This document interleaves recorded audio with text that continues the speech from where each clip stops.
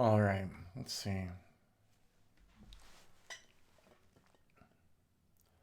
Looks like everything is on. So, all right, we're good to go. Let me have a quick sip of water. Sorry about that. I swallowed something wrong a second ago. Go figure. And then I started coughing. So, good morning, everybody. Happy Monday. And as always, thanks for stopping by and hanging out at the channel for a few. My name is Rich Charpentier, and I'm the channel host. And today we're going to cover a couple of things in this live stream, so we'll see how long it goes. We're several weeks into the shelter in place and stay at home, so we've been doing a lot around here lately between producing new videos for this channel and for Udemy, and also taking a bunch of online classes. I've been binge watching lighting classes and different things. For the past week and a half, I'd say. So instead of binge watching Netflix, I've been binge watching a lot of YouTube stuff and a couple other channels as well. So once again, welcome to this early morning live stream. So the couple of things I wanted to talk about today. Number one, last Friday, I put out an announcement that I finally launched the new drone construction progression reporting class, and hey, it's hit pretty well. Let's go ahead and take a look at a different screen here. And so this is udemy.com, and I just did a quick search on drone construction. And there we are, the new drone construction progression example, a full project. We actually have more than 5 reviews right now, but sometimes it takes a little time for the reviews to go up with Udemy. And right below that, we've also got our Litchi waypoint missions for your drone business. Now, both of these actually have discount coupon codes. So if you look down in the show notes below, you will see the link for you. I can't even remember the title of that code now. Well, it's in the show notes below, so you should be able to find them pretty easily. But so, yeah, this class has taken off really well. I've gotten some great feedback from students already, so thank you, everyone. And I'm glad to hear so far everybody is enjoying it. It's always unnerving to put something new up onto YouTube or onto one of these class sites, because you're really putting yourself out there. And in my case, I really want to share the information that I'm learning with everybody else out there, so that we can all improve our techniques and all grow our businesses with our drones. That's an important thing. So when I put these out, I always watch the reviews really closely, because I want to know, am I doing a good job for the people who are watching my videos? And so far, it seems like we're coming away with satisfied folks. So once again, down in the show notes below, and I'll stop publicizing now, and we can talk about some other fun stuff and the things that I've been learning over this past weekend and last week. So let's go ahead and get to that. We'll go ahead and minimize Firefox here. And now I've got you in a Lightroom screen. So, normally we do a lot of drone talk here. Let me see. Tech, good morning. And hey, Marv, how you doing? I recognize your image on the chat. So, by the way, everyone, there's a live chat that goes on YouTube that you guys are seeing. It's kind of hidden away on me. I've got it on a second screen over here. The other week, I had tried putting it up on screen where it was on the right-hand side of this window, but it was blocking too many things. And so while I like to, see the live chat and respond to the live chat, I don't want it blocking the whole window. So I'm still figuring that out. By the way, if anyone who visits this channel is an OBS user, so Open Broadcasting Software, I would love some tips and tricks. I'm still learning OBS. I think I'm getting a little better with it, but it takes a little bit of time to get better with it. So today's video is inspired actually by one of the comments on the new class. And I always like getting feedback from folks. So one person was a little disappointed in the class that I was using automatic settings when I was doing Litchi and when I was doing my other flyovers. Now, I don't always do automatic settings, and I actually figured somebody would say something about it in the class. Oftentimes, I go full manual on things. I actually, lock my exposure for flying through certain areas. But in the case of this project, and in the case of this job for the clients, we weren't looking for the prettiest images. We were looking for images that tell the story of the construction's progress. So, seeing things moved around, seeing tractors moved around, seeing fill piles moved around, those kind of things are very important to the customers. Trying to, make really pretty pictures that you could hang in a gallery or something. Yeah, I'm absolutely going full manual with everything. I'm shooting in RAW. When I'm doing the video, it's going to be, on the old Mavic, it was D-Syn-like was one of the ones I liked. But then I had to do post-production afterward and color grading. And suddenly you've added extra hours to your job.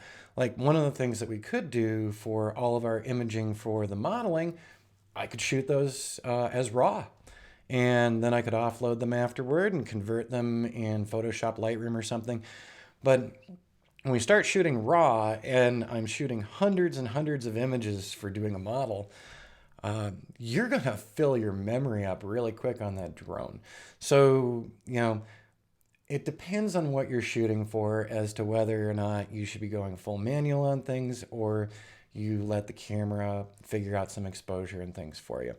And in the case of what we were doing for this particular project, it made sense to me that I was going to let the camera make some decisions. But the final fly through that I'm doing for the clients that will be showing up in that class is going to be a much more cinematic presentation where I will not be doing automatic everything. So you'll get to see that. And that led me to some thoughts. When I read the comment, I was like, yep, no, you got me. And I said, let's share some things on the upcoming live stream. So I put Lightroom up here because we have been looking more and more into real estate photography work.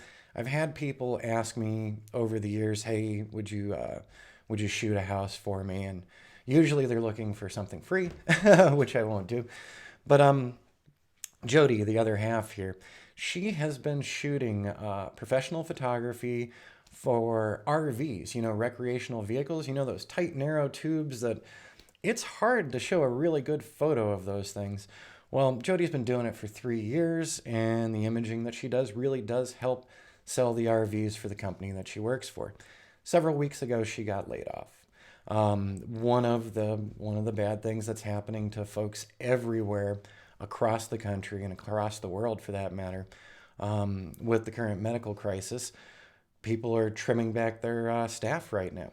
So she's been out of work for a couple weeks, and we've been talking more and more about maybe we should do more with real estate photography, since I'm doing so much with the drone work already, and I'm very heavily on the construction job side.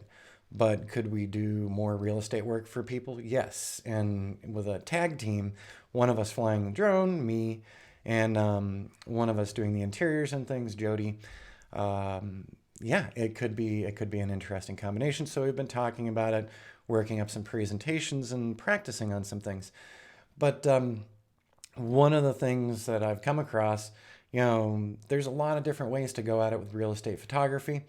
And one of the things that we've been both learning about from a couple of really skilled photographers, Nathan Kuhl and Rich Baum, and you can find both of them on YouTube, and both of them do some really great interior work, so I've been learning a lot from them and from a couple other people as well. The way that they're doing a lot of their work is they're using ambient light in a room, and then they're also using flash. So they call it flambient, flash and ambient. And it really does make for some very interesting and telling images for interiors. So it made me go back a couple of years in time, because I've been shooting professionally since like 2006, co-owned a gallery and studio for several years in downtown Prescott. So I was doing a lot of outdoor, landscapes and having some fun with high dynamic range images. And while I was doing all that, I also started learning about off-camera flash and doing portrait work. Took a bunch of classes. One of my favorite classes had to be from Zach Arias, his One Light workshop, where he was using one strobe to make some incredible shots. Well, as I've been watching all these real estate photography videos, it reminded me of a lot of the work that I used to do doing portrait work. And we've basically stopped doing portrait work because people don't want to pay. It's that simple. When someone comes in and says to you, "Hey, I'll give you $50 for a shoot with my family, and we want to be in two different beautiful locations, and we want you to drive out here." $50 doesn't cover my lighting assistant for a couple of hours. So I stepped away from that. But seeing all of the examples that these guys are using for real estate stuff, I said, this is going back to all of that skilling up in off-camera lighting. So I wanted to show you some of that. And because if you're doing drone work, if you're building your drone business, you might be mixing in, interior real estate photography as well. So I just want to talk about some of the neat stuff that I've been seeing. And let me go over here. We're in Lightroom right now. So I'm just going to hit the G key because I actually set up some images for you. So this is like 2010, 2011. This is a local band from Prescott. And they were having some fun. We went down to a place called Vulture Mine, which is one of my favorite places and ghost towns to photograph. And for years, you couldn't get back into Vulture Mine because it was active again. I'm not sure if you can or can't at this point, but some of the structures were incredible. Now, this image was shot with the band members standing in here. The outside the window was not this amazing at all. So I composited that window in. But this image was created with two Canon speedlights, two small little Canon speedlights with a pair of soft boxes. So that's actually what's illuminating the guys. I ratcheted the exposure way down, and then I lit them up with the two strobes. Well, not strobes, they're tiny little speedlights.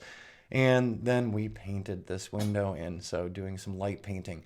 And as I've been watching this stuff, watching these interior real estate photos and how they're using their flashes, I said, wow, this kind of reminds me of some of the stuff we were doing with the portrait work.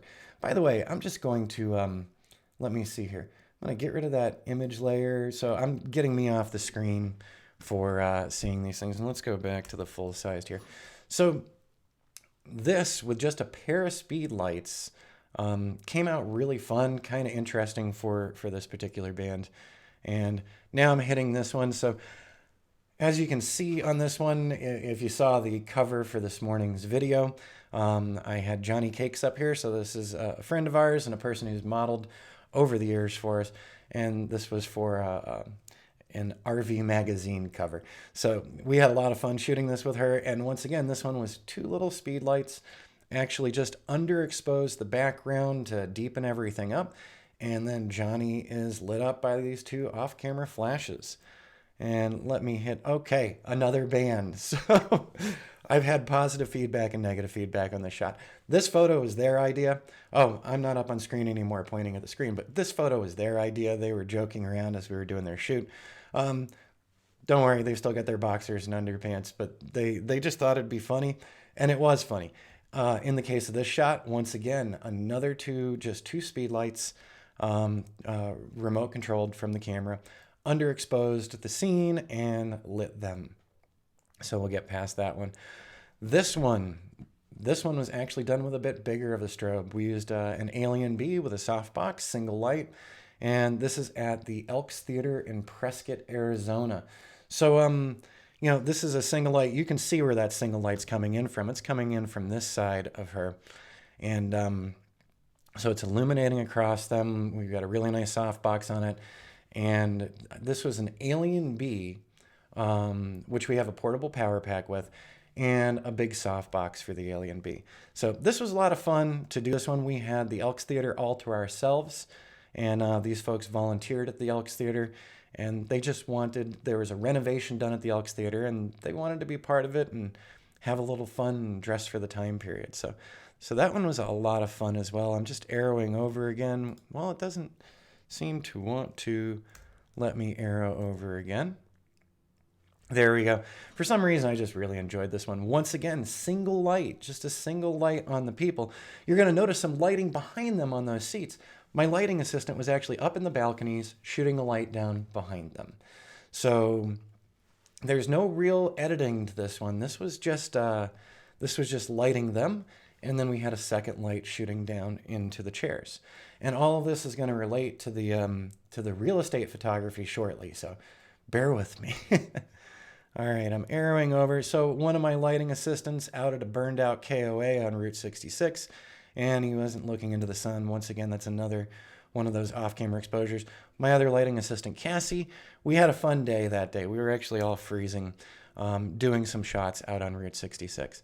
By the way, so one other thing that I've enjoyed over the years is high dynamic range photography. So doing multiple exposures and blending them together with your favorite HDR software, and we're going to talk a little more about HDR a bit later in this one too. So this is a pretty pushed high dynamic range photo, but I was having fun with it. So, you know, you got to have fun when you're out shooting. So I'm actually going to hit the G key here, and we're going to pull some of this out, and we'll just look at a couple others. So you can see this is also a one light, and this is a composite. So this is a totally faked photo. We've got Nick in the front here, lit up by one of the alien bees with an octabox. You can actually see the reflection in his sunglasses. I didn't take the reflection out because I liked showing it off. And then a building from downtown Prescott that we merged him with, so that was fun. Next one, this is straight out of the camera. This was for another client several years ago.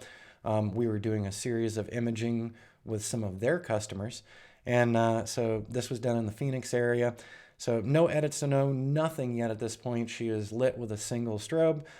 We dropped the background out and down a little bit just so that the image was all about her. So you get the idea. You can do a lot with a single light. Actually, we'll have some fun with this one too. So one of my really good friend's daughters, when she was graduating from high school, we did a series of photo shoots for her. This is out in the desert near Vulture Mine. And we've dropped the background out. We actually underexposed a little. And once again, this was with a single alien bee strobe for this one. So I'm going to hit the G key again. And this all does tie into what I was talking about with the real estate photography, and we're getting into that. So this is actually a drone shot. This drone shot, this was actually where the sun was.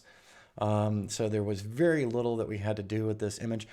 I wasn't even going to present this image to the realtor. It was kind of a throwaway. I took the shot as I was aligning for the next shots that I was doing as we were getting ready to do sunset for the clients. But I had the drone up in the air at the time. It was flying from point A to point B, and I said, you know, I like that look, so I'm going to go ahead and shoot it. But this wasn't one of the primary photos the realtor was looking for. I showed it to the realtor, and she made it the number one thing that she showed on that listing. She absolutely loved it. So it might not be the perfect image, and you might not have the exact sunset style, but sometimes when you get those sun flares like that, there's something compelling about them. So next one, this was from the same shoot. So we were getting ready, we were getting into the twilight time for the customer, and I had actually visited the location earlier in the day to plot out some of my flights. So if you've watched my Litchi class, or if you've checked out the new drone construction progression class, I did a similar thing with this. I got there earlier in the day and I plotted a route around the client location for doing the sunset photos. Also, directly behind me, directly behind this driveway area, there is a giant set of power lines. So one of the reasons why I came there early and I pre-plotted the flight was because I didn't want to deal with those power lines while I was doing the shoot. So actually, I'm just popping back over here, and we're going to put that back on. So there I am, because I'm making faces at the camera, so you can laugh at me while I'm making the faces. But so I actually pre-planned this flight several hours beforehand, and used Litchi once again to set up the points that I wanted to take shots at. Of course, I paused the mission here and there and get some other images that I thought were compelling at the time as well. So let's go ahead and hit the next one here. So just a side view of the building. We're still just getting into that twilight time. And then one of the other ones that they picked. I've got more, but I was just laying out a couple to show you today. to give you some ideas. So I have done drone work for drone photography work for realtors, but like I said, the big talk in the household right now is if we should start offering up interiors and doing more and more of that. It does blend together with the construction work as well, especially if we're doing residential locations. So that's one idea. And let's see here. So welcome everyone. I see a couple more folks on channel. Thanks for stopping by. And so today we're talking about some of my learning experiences over the past couple weeks, and looking more and more into doing some interior work. And fortunately, we have a really challenging house. So the rental home that we're in, I don't like the lighting in it at all. It's extremely dark in the building overall. Even with some super bright windows in one area, the whole living room area is just ultra dark, and I'm going to show that to you in just a minute. But beforehand, so I took the drone out the other day, just having some fun, checking the battery levels, because I was getting ready to be doing some work this week. So I figured I'd run some batteries down, recharge them fully. So what you're seeing here is out the back patio of the rental house. Got a couple of nice trees in here, and I did just a little HDR work on this one. I actually kept it pretty minimal, and I don't even know if I really like this. I think it's a little too saturated. Using presets, canned presets for different HDR applications. A lot of people use them. Usually I like to fine tune my own, but I've moved away from a lot of HDR. I really enjoyed it for years, but now there's a lot of HDR out there everywhere, a lot of overcooked HDR, and it's kind of backed me away from it a little bit, unfortunately. But one thought is that you can use high dynamic range photography for doing interiors of homes. So overexposure, underexposure, proper exposure, blend the three together, and you get more than the sum of the parts. So oftentimes real estate photographers now will utilize HDR for certain rooms under certain lighting conditions, and it can work for some interiors. But what we've been learning about and discovering, and the whole reason why I showed you all those off-camera light portraits, is because of what we've been taking away from Nathan Kuhl's instruction and Rich Baum's instruction as well. They really present this stuff well, but what they're doing is they're usually doing an ambient exposure in a room, and then they're using off-camera flash to accentuate and blend things together to get images that really pop and really feel super realistic for interiors. So the next one, this is a throwaway shot. There's nothing serious about this. I was just playing at the end of the driveway.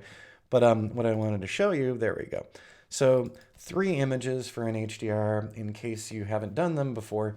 You're bracketing the exposure. So you do an overexposed. So when you overexpose those areas that are in super dark areas, when you overexpose, you can actually see the detail in them.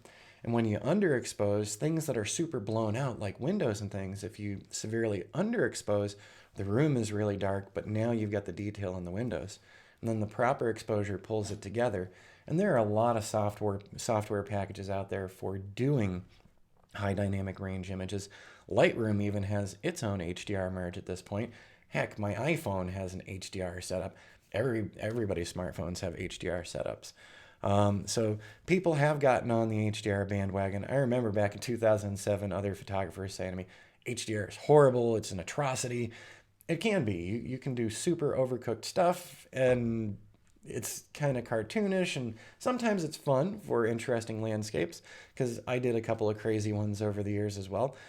But sometimes maybe it doesn't have a place, and maybe you need to think about other ways to show off the properties you're dealing with. I'm going to close that stack really quick. Oh, but actually, let's just reopen that real quick. So there is the exposure that the camera suggests is the right exposure. There's the underexposure, and there's the overexposure. So if we go back here, what we're looking at, the initial shot, 0 EV, was 1/250th of a second. I was shooting f8 and ISO 100. Next one, we've got 1/1000th of a second, so definitely a lot darker because of that. Still shooting an f8, so I was sticking with aperture priority here. And so I was letting it vary on the shutter speed. And let's go over to the last one. Hey, look at that, overexposed. You can even see it on the histogram. 1/60th of a second, f8.0. And then you can blend these things together. So actually, let's go ahead and do that. We're here. We've got the time. It's a live stream. So, okay, I'm going to right click in here. I'm going to do a photo merge. And I am going to do Lightroom's version of HDR. So Lightroom, it's kind of decent. It's not as robust as some HDR packages out there like Aurora Hdr or Photomatics. But, you know, for a quick little HDR to give you an idea of, hey, what's this image going to look like if I merge these? Lightroom does an okay job. I've actually used a couple. So this is definitely more informative than that 0 EV. Let's go ahead and hit merge. And let's see if it puts it into this collection or not. So I made a special little collection today just for doing this video, doing this live stream. So, and it's still creating the HDR. I'm looking over here in the upper left-hand corner. So I'm asking a lot of the computer today, live stream, edit, run Lightroom, run other things. And there we go. Now in this collection, we've got 1, 2, 3, and then we've got the new one. So which one was the best of them? Oh, I didn't have the last one highlighted. Good job. So let's try that again. So there's the 0 exposure. There's the, I think, -2 exposure, positive. And then there's the HDR. So definitely a different feel. I'm going to go down and grab the original exposure. And we're just going to put these up side by side.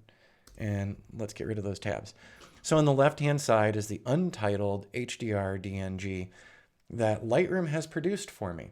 And over on the right-hand side was what my camera said was good. So shooting at f8, this is what it considered to be that balanced exposure. I can already see some problems with this because there was wind going on out there. So I see that we've got some ghosting in the trees here and stuff. So not perfect there. But as you can see, Lightroom did a little bit of work for you, blending those 3 exposures. And I would say that afterward, you're still going to go and fine tune. So did I really need to do this HDR, or could I have used Lightroom to get that exterior where I wanted it? Probably could still just use Lightroom to get the exterior where I wanted it. But I figured I'd show you that in case you're not too familiar with HDR.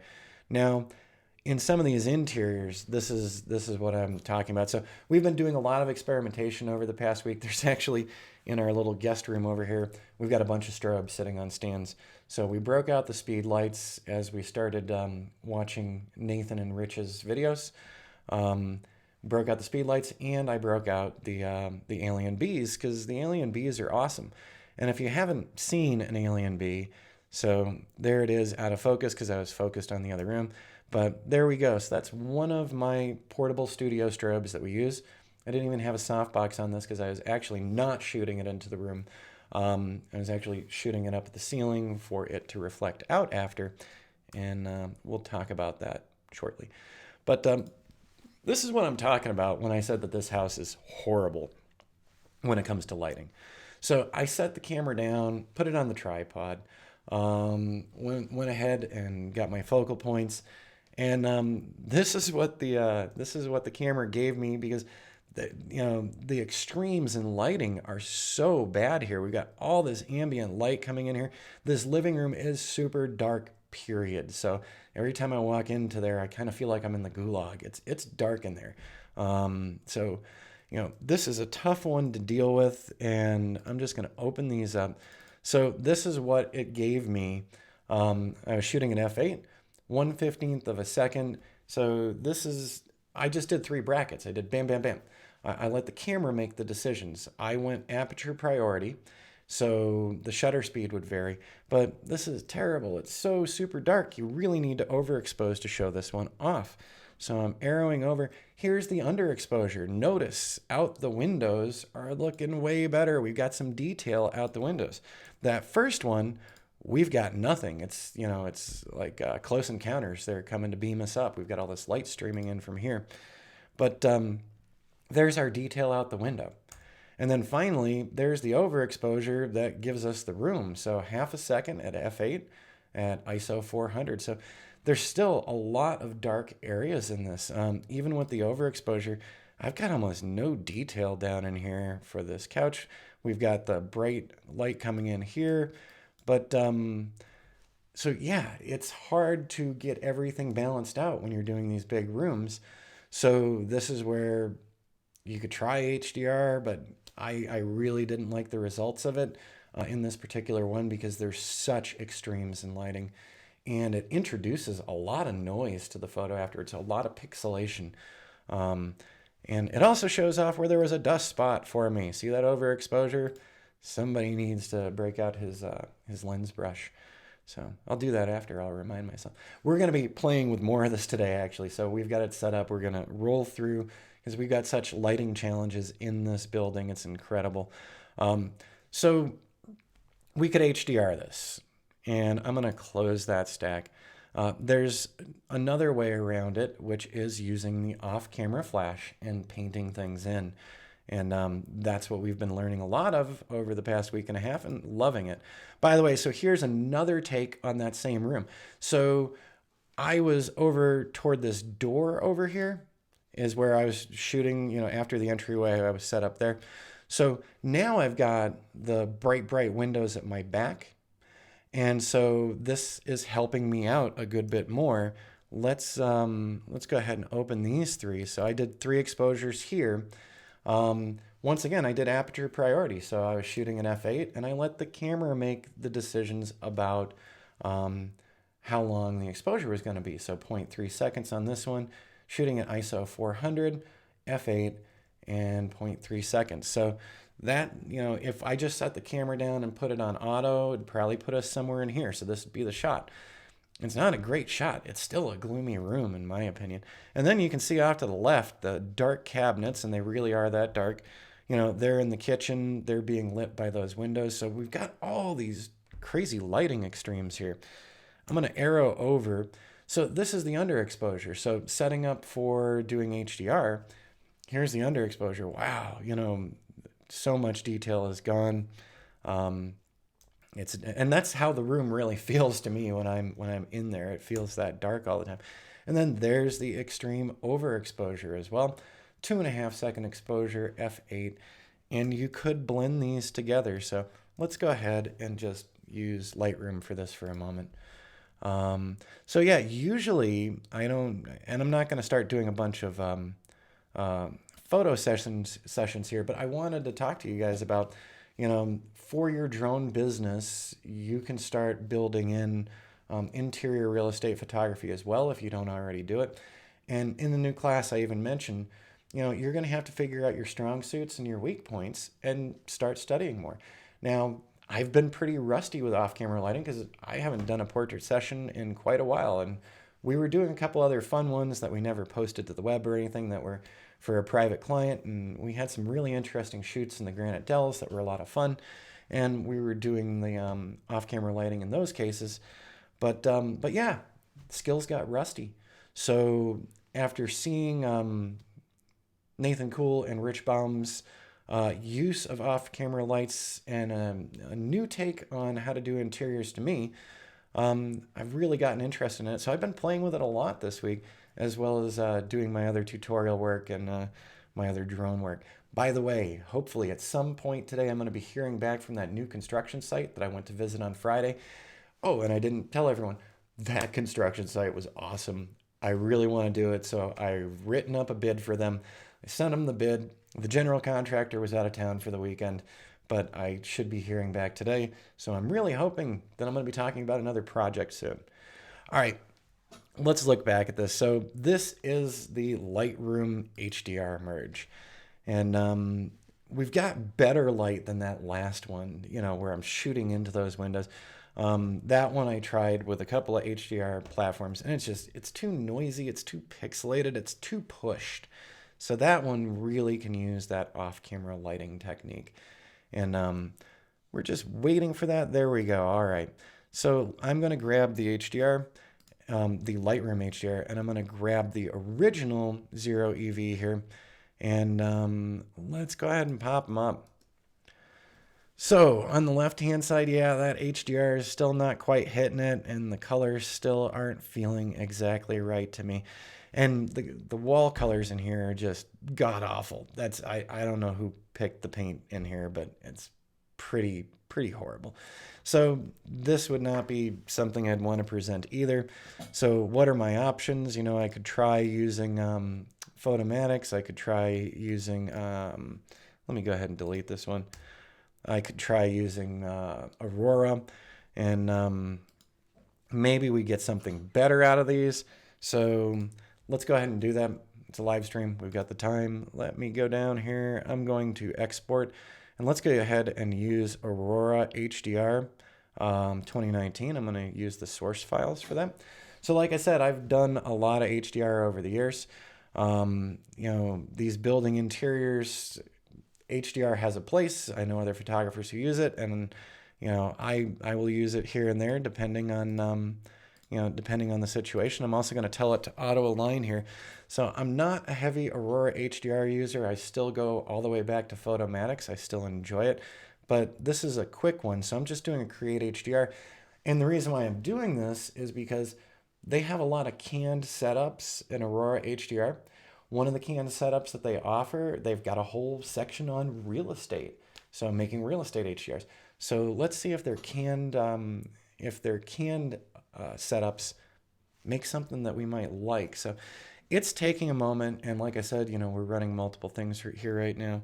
So I'm deleting the scene objects, and yeah, I got my water bottle here. I'm gonna take a quick sip while this is going. And I do not work for Hydro Flask, but I do love their bottles. They're awesome. Wow, it's taken a few moments, and you know, we are blending 3 images together. And there we go, enhancing image, final touches. All right, we're getting there. So we're gonna see this one. And then the next thing that we're gonna take a look at is that off-camera lighting technique that we've been following along with. And we're very interested in. So that's interesting. It's closer. There's that stupid little dust spot again right there. I'm going to go ahead and do so they've got all these collections down here. And one of the collections, they've got architecture. They've got looks from other people, dramatic. So you can, Trey Ratcliffe, followed him for years. But yeah, so they've got their architecture going on. And so this is way overcooked. I can tell you that's not the real feel for the wall colors. This particular realistic interior, you can actually dial this back. Still, I know what the colors are in that room, and this is way overwarmed, so most likely I need to cool it off a bit. Let's go with bright interior. So you can see the canned options they're giving us. I don't like all the shadowing up here. You'd have to go in and paint some of that down. It's still not doing it. Oh, detailed interior. This is one of those push HDR techniques where it's really accentuating edge details. It's really over the top. Let's try aerial photography inside. Actually, the aerial one is getting closer. Now, I'm not doing a tutorial on how to use Aurora. I'm just showing you that Aurora has some presets, and for this particular room, which is god-awful, HDR is really not helping out in this scenario at all. So are you sure you want to cancel your changes? Yeah, I don't want to keep any of these. But so in the case of this room, I'm probably going to want to use that off-camera lighting technique. So let me close this one down. And the next set of 3 are to prepare us for that off-camera lighting one. So I did one more in the kitchen area. The kitchen area's got a really great view outside, so we'd like to see outside the windows. So this is the 0 EV. So I set the tripod down. I told it I wanted to do 3 brackets, one centered exposure, one overexposure, one underexposure. So that centered exposure, that balanced exposure is that image. Wow, that's not very balanced. There's no detail over here on the right-hand side. We've lost so much. The second shot is the underexposure. Ooh, we got those pretty windows. And then there's the ambient overexposure. So this is 2 stops above, and we still are, those cabinets are dark. They really are that dark. I have to look at them every day. They are that dark. But not a big fan of any of these exposures. This is a tough room, so we could do an HDR setup, or we could do one of these off-camera lighting setups, which is really, what we're going to check out in a minute. But I'm going to grab these three, and let's go ahead and do, since it's really fast, let's just try the Lightroom HDR again and see what it gives us and see if it makes it any better. So like I said, normally not going to be doing a bunch of photo tutorials or anything, but if you're wanting to start moving into the interior real estate stuff, along with doing drone construction reporting and drone real estate flight, I know some drone pilots who just do the real estate side of things. They're not doing the interior stuff, they're sticking with the drone stuff. But if you can add one more skill to your toolbox, it gives you more of an opportunity to get the job. This isn't horrible. So here it is. It came out. It isn't horrible. That back area is still a little bad. I'm going to hit merge on that really quick, and we'll see that merged one, and we'll compare it to, that 0 EV. So if you just plunk the camera down in that room, it's still creating the HDR, but we're just about there. There we go. All right. So the new one is that one right there. So that's HDR DNG. Not horrible, but still not super great. You could sit in here now and, use the develop module and grab a paintbrush and maybe bring up the exposure. Let's see. I'm just doing this quick. So this is super, super sloppy on my part. And no, this isn't how I usually do things. But I'm just cleaning this up really fast over here, brightening things up just a bit. And there's way more work to do with this. I could even light up that whole floor, and we could light under those tables. So we've got more detail now out those windows, but this still isn't the great end-all be-all shot. We could try running it through Aurora. We could try running it through Photomatics. We could take these layers direct into Photoshop. We could try to do some light painting just with these, or we can do what we've been learning a lot about this week and enjoying. I'm closing that stack of 3. And there's that HDR from that stack 3. But now I've got a stack of 5 over here. So what's going on with these images? Well, I set this one up full manual. I decided I wanted to go with F8.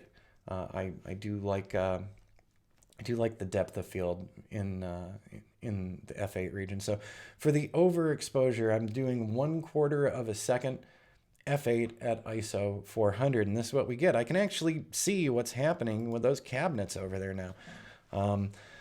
Those cabinets are a little darker than what we're seeing there, but so we can call this the ambient exposure, and I'm going to arrow over to the next one. And if you can't tell, something really changed here. So that back area is not lit well, but we got some good lighting in here, and we're getting closer on those windows. So what happened here? This was shot at 1/200th of a second. There's a reason for that. I'm using an Alien B light. So the strobe that I'm using is an Alien B, and it's not an ETTL light. So it's not evaluating through the lens. I'm actually manually controlling that strobe. And anything faster than 1/200th of a second on a non-ETTL light is going to start having the shutter drag into it. So the fastest that I could shoot in here using those particular strobes is 1/200th of a second. So I'm working around that 1/200th of a second, and we shot that at ISO 400 and f8.0, and the light is actually behind me shooting into the wall and lighting out into here. So now we could blend that first one and this one together and have something a lot closer if we layer them. I'm going to move over one more. So this is another test shot where I actually brought the power back just a little bit on my strobe. So I was still shooting at 1/200th of a second. So nothing changed but my strobe's power. And also in this one, nothing's changed, what do you call it? So nothing changed but the power. The next one is actually the final edit I did. For some reason they're out of order. But so here's one more shot, Untitled CR2. So this is another one where I dropped the power down on the strobe just a little more. So we've really got some good detail in these windows. we've lost this back area. But in the end, what you can do, I'm going to open this one up now. And as you can see, it's titled, it's an untitled edit.psd. So I took that ambient super overexposure and I actually put it together with one of the underexposures with the strobe popping. Then I went in here and brightened the ceilings just a little bit. Now we've got way more detail over in here. Those cabinets look way better. And let's go ahead. Let's make sure I've got most everything else turned off. Let's throw this into Photoshop. There we go. And so almost wrapping up here today, I want to edit the original because I want to see the layers that I made so I can show them to you. So yeah, we've been having a lot of fun learning more and more about where we can use off-camera flash for doing real estate interiors as well. Jody's digging into it way more than me, but I'm still playing around with it too because I can't be left out. It's fun. And that's one of the things. If you're still stuck at home, have a little fun. Practice your Photoshop techniques, your Lightroom, your shooting. And practice your drone flight too. Practice makes perfect, right? Or at least it gets us closer. And so now I'm waiting for Photoshop to come up. I swear, every time I turn around, Photoshop and Lightroom become more and more top heavy and slower.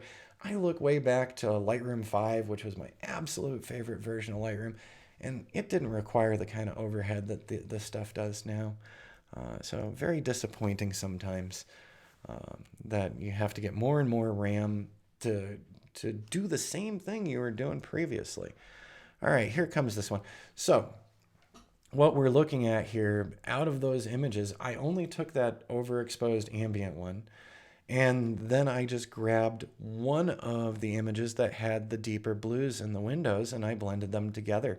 So with 2 layer masks, that's all. I'm just going to turn off the first one, and you'll see up in the upper right corner that we've got more icky shadow in here, and it's a little too warm. And now we're going to turn off the second one that has this big, it's got this big mask on here, over here on the right. So there's that original shot, the first one that I showed you. And then let's take a second one. What I'm going to do is point at this mask here, and I'm going to disable it. And yeah, so there we go. So this is the second image that I pulled in. So that was one of the darker images where I popped the flash so that I could get more detail out of these windows, and actually makes the table look a lot better. And then I just created a layer mask and painted over the areas that I wanted to come in. So let's enable that layer mask again.